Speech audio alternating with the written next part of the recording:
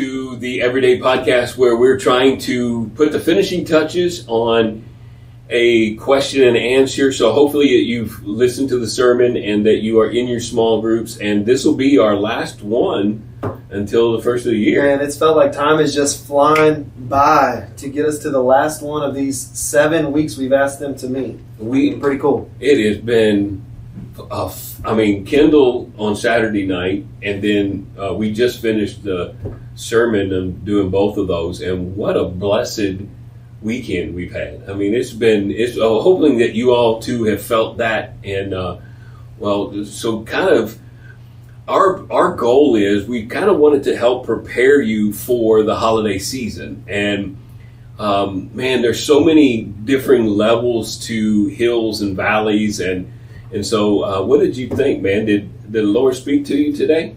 Man, He definitely did. This new sermon series that we're kicking off is fun. In Psalm 23, I love it. You know, Michael Jordan's number was 23. 23. So. Had to start it right? For sure. But getting into those hills and valleys and how He's with you in both of those situations, it resonates with everyone. But I think for me, personally, it's the hills that I tend to forget. You get on top of those hills and then things like pride and ego start setting in, and that's when I lose sight that He was with me in those spots.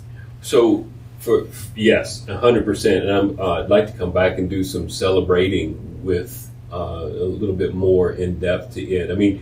So David writes this psalm, 50, 60-year-old man, toward the end of his life, looking backwards, seeing the hand of the Lord work on some things.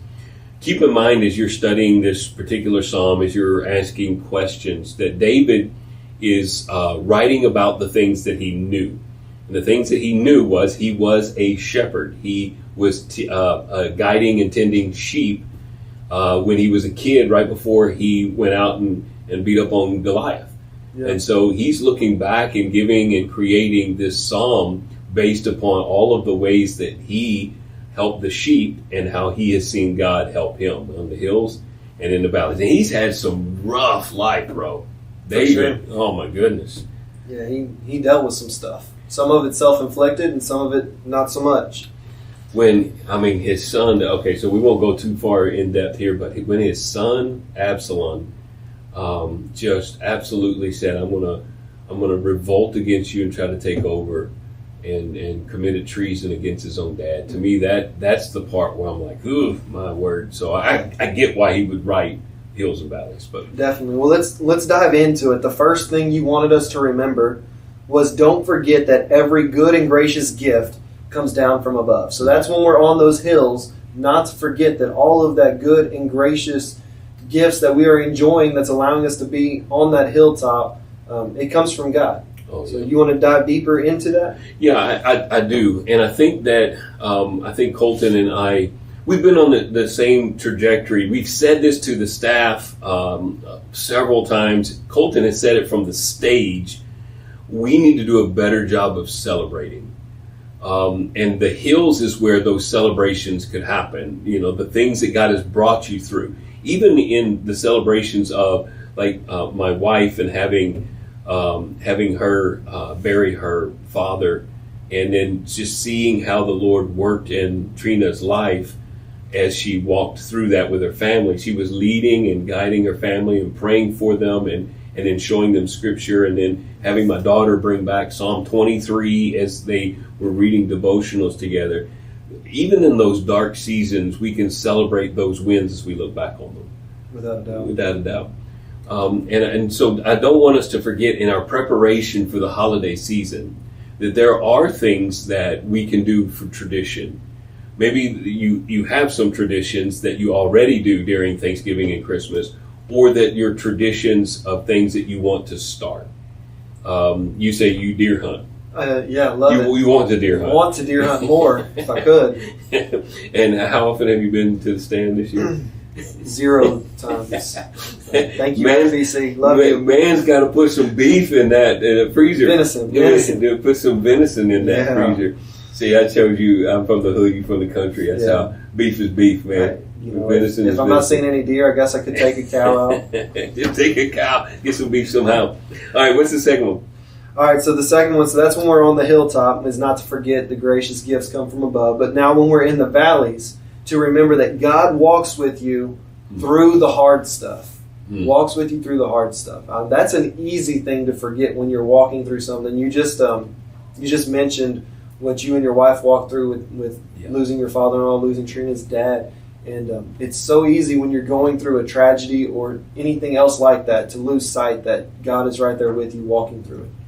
The list of things that I talked about, I'm thinking stories of David's life as he's looking backwards on grief and depression, unanswered questions, shattered expectations, financial strain, broken relationships, holiday sadness, silent prayers. I mean, that list is us.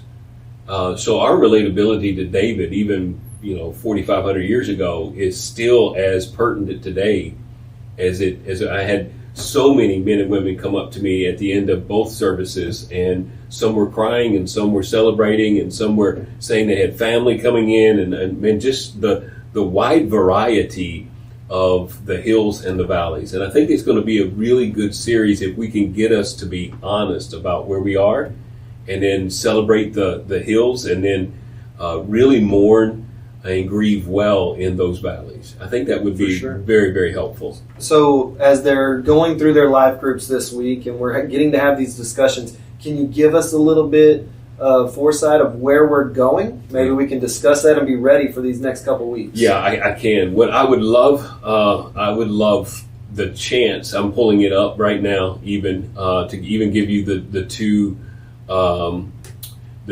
sermons that are coming, because I'm going to talk about when the valleys, when the mountains feels too high. I think that sometimes we look at a mountain and from the valley, and the valley seems too long because the mountain seems so far away.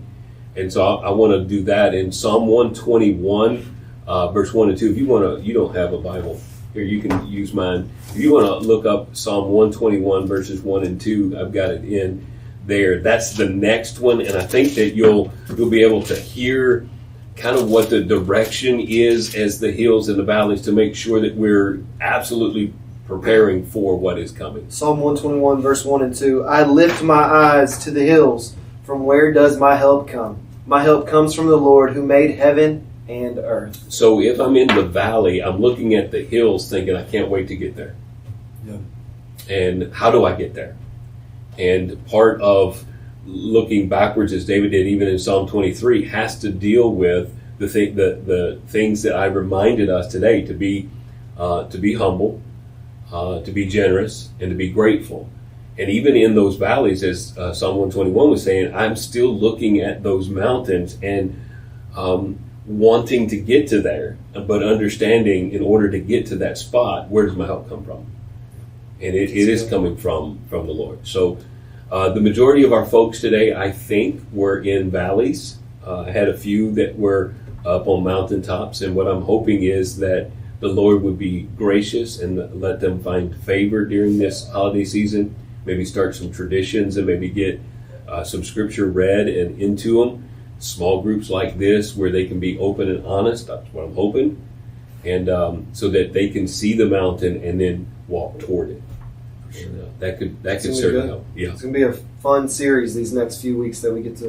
Can't wait for the Christmas one. So, is there anything else you'd like to add for this week's discussion? No. Be sure you ask and answer those questions honestly. Start some traditions, and even though this is our last recording one, my hope is that you all can maybe meet and do some celebrations together. Do a meal together, either in Thanksgiving, and be sure to invite your one mores. Oh my goodness, the next weeks you do not want to miss. Without a doubt. I've heard of some cool stuff, some Christmas parties, Thanksgiving parties going on in life groups. I hope that y'all are engaging in all of that.